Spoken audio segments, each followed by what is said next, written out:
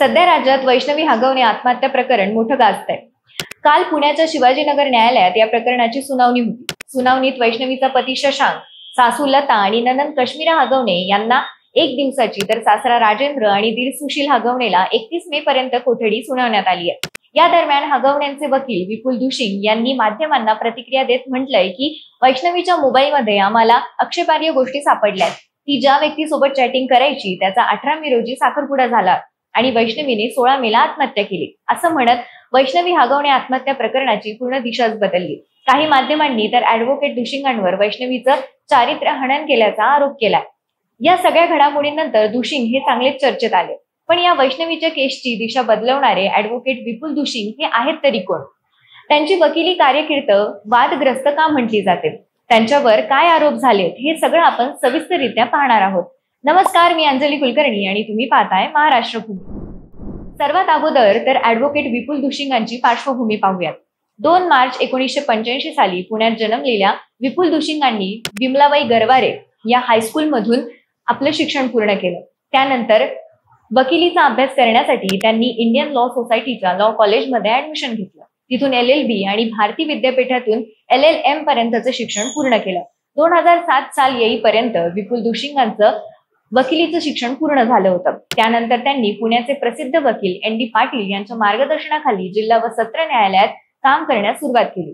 पुढे हळूहळू त्यांनी फौजदारी वकिलीत आपला जम बसवला आणि आपली एक स्वतंत्र ओळख निर्माण केली। तसं बघायला गेलं तर त्यांच्या घरात शिक्षणाची किंवा वकिलीची कोणतीही पार्श्वभूमी नसताना आज महाराष्ट्रासह त्यांना भारतभरात ओळख आहे। त्यांच्याकडे 50 पेक्षा जास्त वकील ज्युनियरशिप करत आहेत। आजच्या घडीला फौजदारी वकिलीत त्यांना एक यशस्वी वकील म्हणून ओळखलं जातं। पण असं असलं तरी त्यांची वकिली कारकीर्द मोठी वादग्रस्त राहिली आहे। 2022 मध्ये सरकारी वकील प्रेमकुमार अग्रवाल यांना मारहाण केल्याप्रकरणी दुशिंगांसह त्यांच्या 2 सहकारी वकिलांवर वडगाव मावळ पोलीस स्थानकात गुन्हा दाखल झाला होता। त्याशिवाय त्यांनी अशा केसेस लढवल्या आहेत ज्यात त्यांचा अशील एकतर गँगस्टर राहिलाय किंवा त्यांच्यावर बलात्काराचे आरोप आहेत। ॲडव्होकेट दुशिंग यांनी लढवलेल्या अशाच केसेस बद्दल एक एक करून बोलूयात। 2014च्या नोव्हेंबर महिन्यात पुण्याच्या हडपसर मधील एका स्कूल बस चालकावर 11 वर्षीय मुलीच्या लैंगिक शोषणाचे आरोप लावले होते। त्यानंतर वानवाडी पोलिसांनी त्यांच्यावर पोस्कोसह इतर कलमांतर्गत गुन्हा दाखल केला होता। ॲडव्होकेट विपुल दुशिंगांनी त्या स्कूल बस चालकाची केस लढवली होती। जवळपास 8 वर्ष चाललेल्या या केसमध्ये 2023 साली स्कूल बस चालकाची निर्दोष मुक्तता करण्यात आली। त्यावेळी ॲडव्होकेट दुशिंगांनी युक्तिवाद करत बस चालकाला शाळेतील शत्रुत्वामुळे गुंतवलं जात असल्याचं म्हटलं होतं। त्याचा हा युक्तिवाद आरोपीची निर्दोष मुक्तता करण्यात महत्वाचा ठरला होता। ॲडव्होकेट दुशिंग यांनी पुण्याचा कुख्यात गुंड निलेश घायवळला सुद्धा जामीन मिळवून दिला होता। घायवळवर 11 नोव्हेंबर 2017 रोजी पुण्याच्या कोरेगाव पार्क पोलीस स्थानकात गुन्हा दाखल झाला होता। भाजप नगरसेवक विकी यादवच्या कॅफेत 15 ते 20 जणांच्या टोळक्यासह घुसून मारहाण आणि दरोडा टाकल्याचा आरोप त्याच्यावर होता। या प्रकरणी त्याच्यावर मकोका अंतर्गत कारवाई करण्यात आली होती। तसंच पुणे कोर्टाने त्याला जामीन सुद्धा फेटाळला होता। या प्रकरणी सुद्धा ॲडव्होकेट विपुल दुशिंगांनीच मुंबईच्या उच्च न्यायालयात जाऊन 2019 मध्ये घायवळचा जामीन मंजूर करून आणला होता। त्याशिवाय पुणे जिल्हा परिषदाचे माजी अध्यक्ष मंगलदास बांदलांवर ईडी धाड पडली होती, तेव्हा सुद्धा ॲडव्होकेट दुशिंगांनीच त्यांचं वकीलपत्र घेतलं होतं। मंगलदास यांच्या शिक्रापूर, शिरूर, मोहम्मदवाडी आणि पुण्यासह इतर घरांमधून 5 कोटी 60 लाखांची रोख रक्कम, 5 आलिशान गाड्या आणि 1 कोटी रुपयांचं घड्याळ जप्त करण्यात आलं होतं। त्यावेळी या प्रकरणाची मोठी चर्चा झाली होती।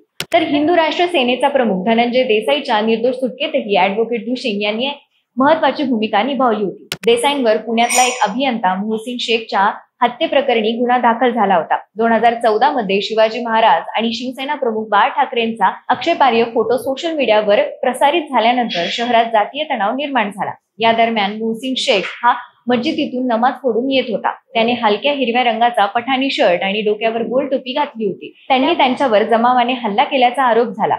या हल्ल्यात मोहसिनचा मृत्यू झाला। त्याच्या मृत्यू प्रकरणी हिंदू राष्ट्र सेनेचा प्रमुख धनंजय देसाईवर आरोप लागले होते।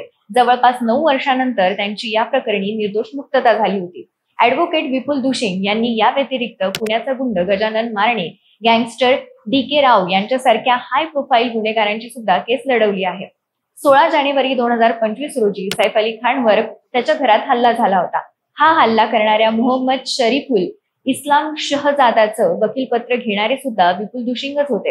अशा सगळ्या हाय प्रोफाईल केसेस लढल्यानंतर दुशिंगांची चर्चा झाली होती. त्यात आता वैष्णवी आत्महत्या प्रकरणाची सुद्धा भर पडली आहे. हुंडाबळीच्या केसमध्ये वकीलपत्र घेण्याची ही ॲडव्होकेट दुशिंगांची पहिली वेळ नाहीये. 2021 साली पुण्याचे प्रसिद्ध उद्योजक गणेश गायकवाड आणि त्यांचे वडील नाना गायकवाड यांच्यावर सुनेने हुंडासाठी छळ तसंच मानसिक अत्याचार आणि अघोरी प्रथेचा गुन्हा दाखल केला होता. त्यामध्ये सुद्धा ॲडव्होकेट दुशिंग यांनी गायकवाडांचं वकीलपत्र घेतलं होतं. तसंच त्यांची निर्दोष मुक्तता सुद्धा करण्यात आली होती.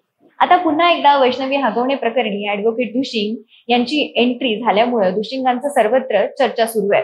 तसंच त्यांच्यावर टीका सुद्धा केली जातीये. सामाजिक कार्यकर्त्या अंजली दमानी यांना पण बार काउन्सिलकडे त्यांची सनद रद्द करण्याची सुद्धा मागणी केली आहे. पण तरी या प्रकरणी काय होतं हे तर वेळ आल्यावरच कळेल. याबद्दल तुम्हाला काय वाटतंय आम्हाला कमेंटच्या माध्यमातून नक्की कळवा. धन्यवाद.